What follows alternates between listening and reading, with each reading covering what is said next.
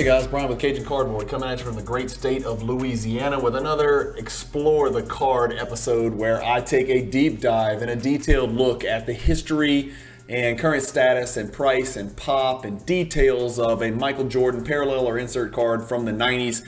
Today is episode number 36, if you can believe it. If this is your first time watching this, you've got 35 more episodes to go binge watch if you want to work backwards. I do have a playlist created within my YouTube channel, so if you want to search that playlist and start at the very beginning and start cranking, you are welcome to. But today is episode number 36, and we are focusing on this card that I'm about to screen share with you, the 1995 metal Slick Silver, which is one of my favorite Jordan inserts, despite the fact that it's not one of the biggest Jordan inserts. So I get a lot of comments.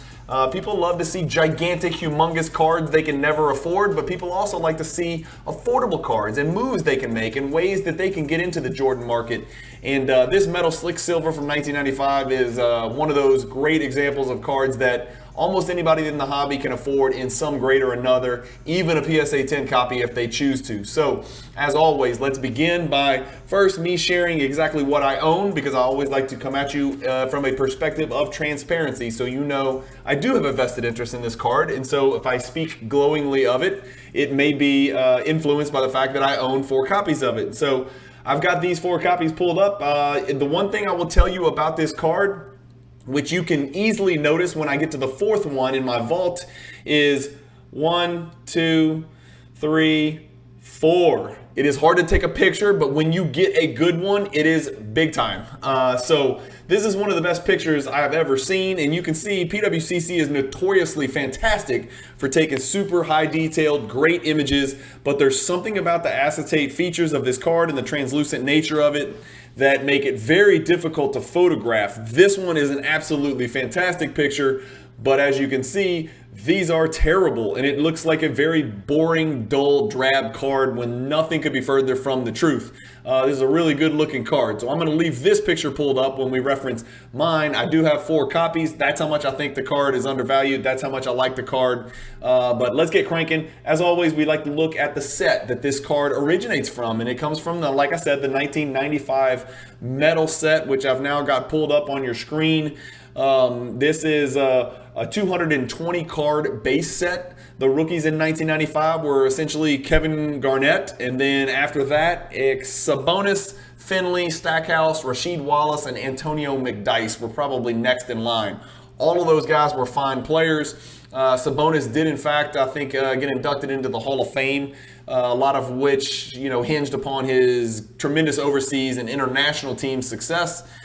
In this set, 1995 metal, Jordan is card number 13. That's his true base card, and I've got that one pulled up on Card Ladder here so you guys can look at it right there. That is Jordan's true base card in the set. He also has card number 212, which is his nuts and bolts, which is sort of like a subset card, or I like to call it a subset card. It's a card that comes within the base set, but there's something that distinguishes it from the typical base card within that set. Both of those are really good looking cards.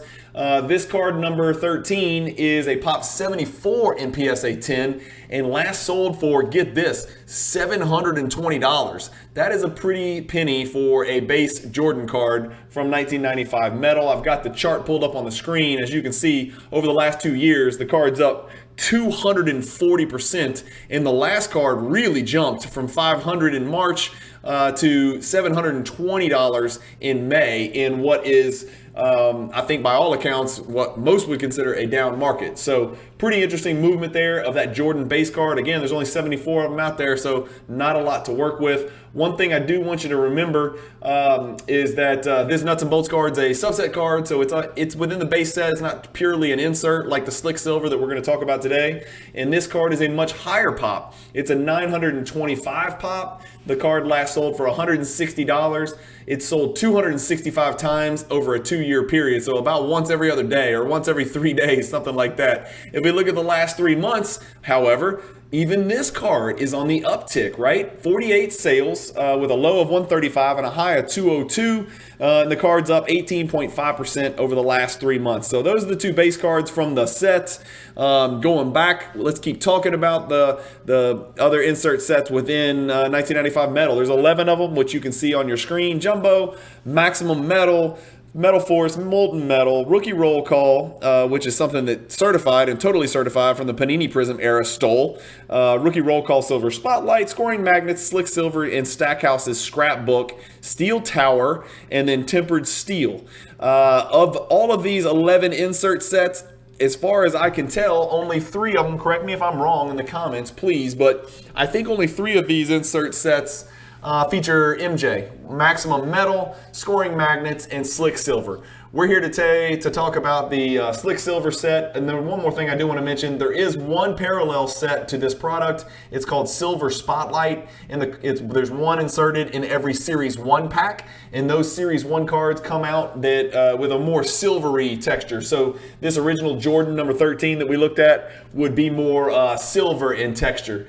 So it wouldn't look quite like that. In fact, I could pull it up, I think, up here in Card Ladder. Let me see if I can pull that up. Silver Spotlight and Sales History.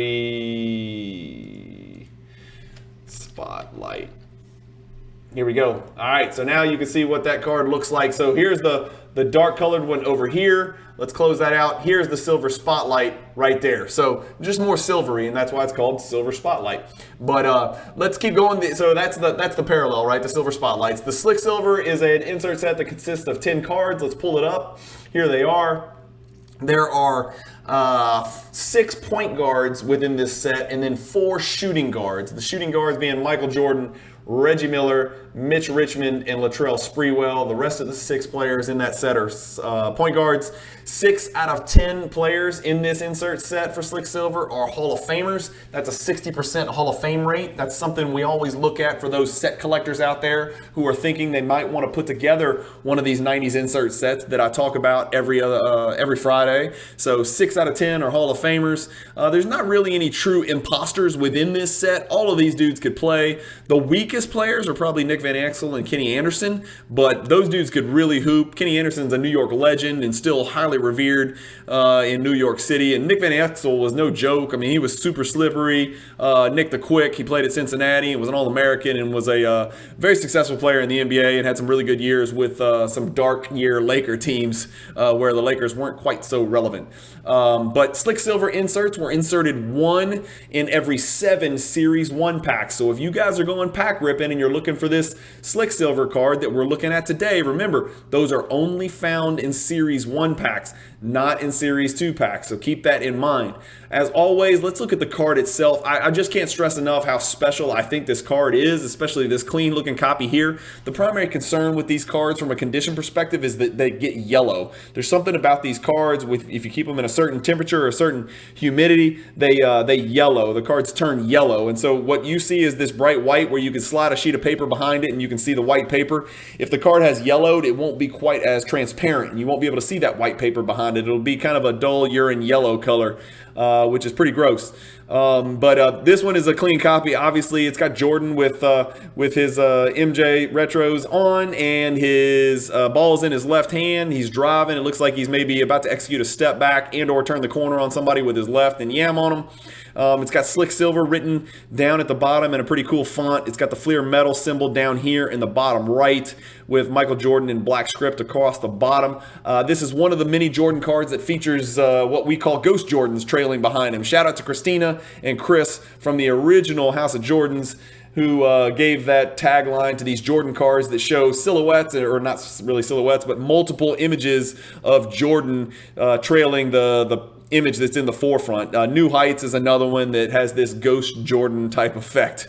And actually the PMG Red, honestly, also has this type of Ghost Jordan effect. So anyway, beautiful card from the front. On the back, it's everything you saw on the front, only in reverse, right? And then I know you guys love this. Remember, this is card number 3 of the set, and that's why you see 3 of 10 there on Jordan's right calf. And then we always like to read the narrative, and it says, the Chicago Bulls' all-time leading scorer is a walking, open, parentheses, flying, talking NBA Honor Society. Entering 1995-96, Jordan owned the all-time highest NBA ABA career scoring average, 32.2 points per game at the time, and has been named MVP of the regular season and NBA Finals 3 times. And it's funny to think that after a brief hiatus for baseball and the Birmingham Barons, he was going to come back and repeat all of that and continue to lead the league in scoring and get 3 more rings and get 3 more NBA Finals. So absolute man-child, no question about it. All right, it's time on every episode, for those of you who have not watched an Explore the Card episode, to give the people what they want, which is pops and prices. And so I've got pulled up for your amusement and education the 1995 Metal Slick Silver Pops and Prices chart, which is going to chart the card in PSA 10 and BGS 9.5, and then PSA 9 and BGS 9.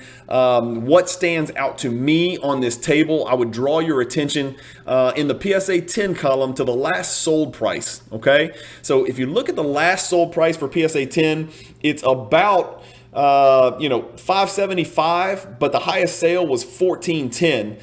But if you look at the BGS 9.5, the last sold price was $405, and the highest sale price was $500, which is really interesting because the PSA is a long way off from its original highest sale of all time. But the BGS 9.5 is about a little over 80% of the highest sale price of all time. So it's not that far off from the historic peak of the BGS 9.5 copy. The next thing that I would draw your attention to is that the BGS, despite being lower pop, is about 1/3 of the value as far as highest sale. So the BGS 9.5 just never really had quite the extreme run up that the PSA 10 did during that first quarter 2021 bubble. If we look at the number of combined PSA 10s and BGS 9.5s that have sold in the last 6 months, it's 29. So you're talking about 5 a month in gem mint condition become, not become available, but are actually sold and sales are consummated. The other interesting thing about this chart is look at the entire percentage change over a 6-month period over here. This next to last column here, the PSA 10 is down 40% over the last 6 months. The PSA 9 is down 27%, but both BGS grades are actually up, including the BGS 9 being up 23%. So that is very, very strange to me.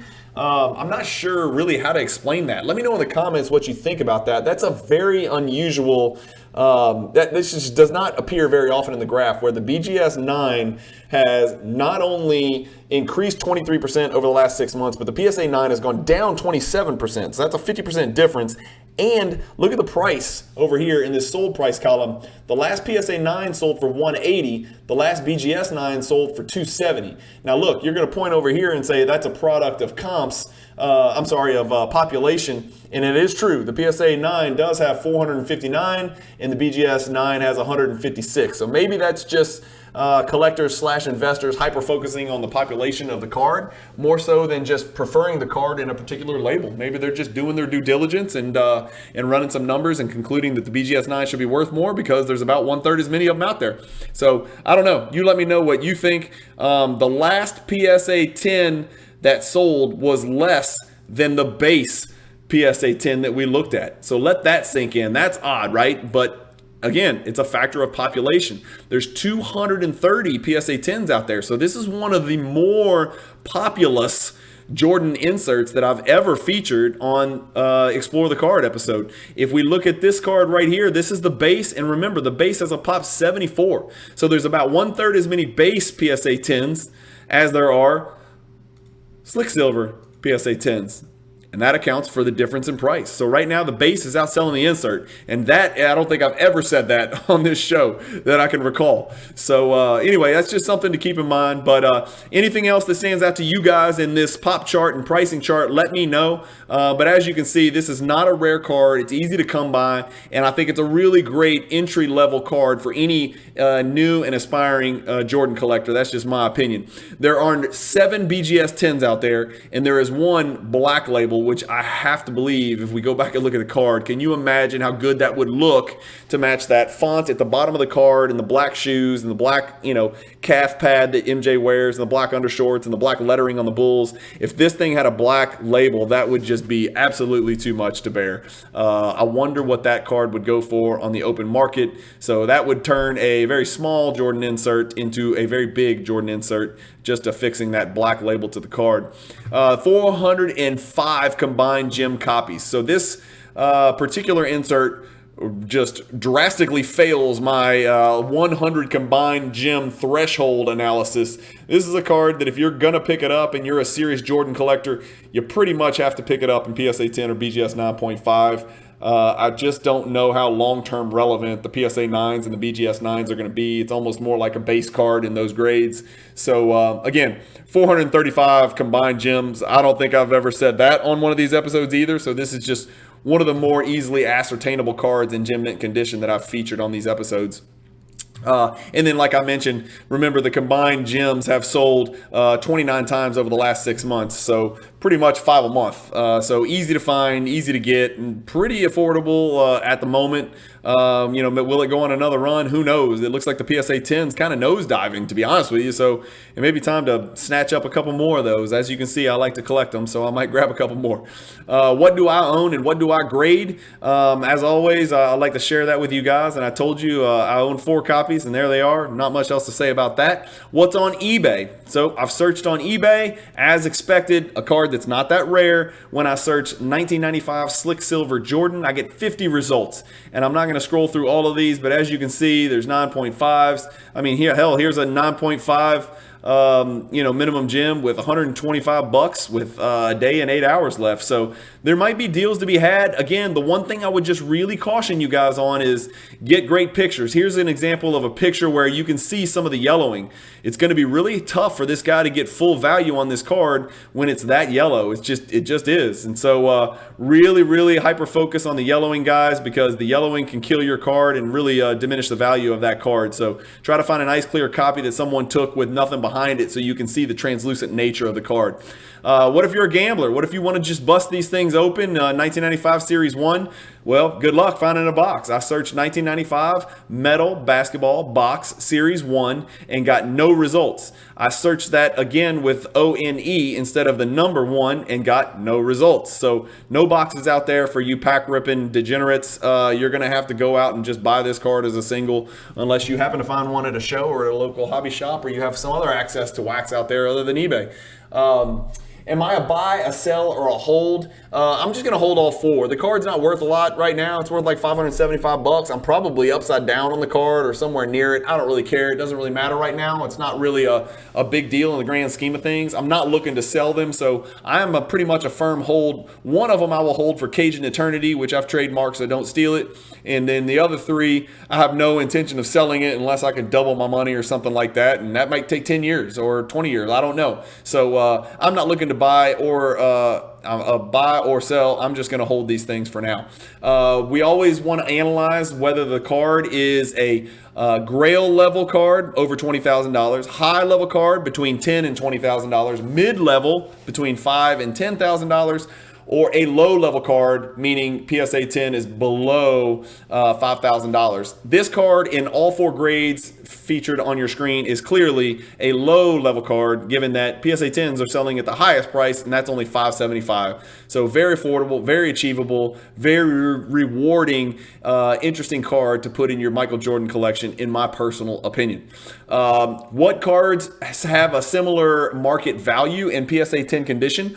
As always, I've got 3 of them pulled up. The first one's this 1997 Hoops Frequent Flyer. Remember, there's a Frequent Flyer upgrade card, which is significantly tougher pack odds and significantly more valuable. But this is the regular Frequent Flyer insert. Then we've got the 1997 Ultra Star Power. Remember, there's an Ultra Star Power Plus, and then there's an Ultra Star Power Supreme. Both much, much, much bigger cards than this one. And then there is the 1993 Michael Jordan Famous Nicknames PSA 10, which is another really cool card. Another relatively low end, not super low pop Jordan insert that really does have great eye appeal and really means something where, it's obviously kudos to Jordan for his fantastic nickname of Air. And then they've got some other great players in this ultra famous nicknames insert set. But those are the 3 cards.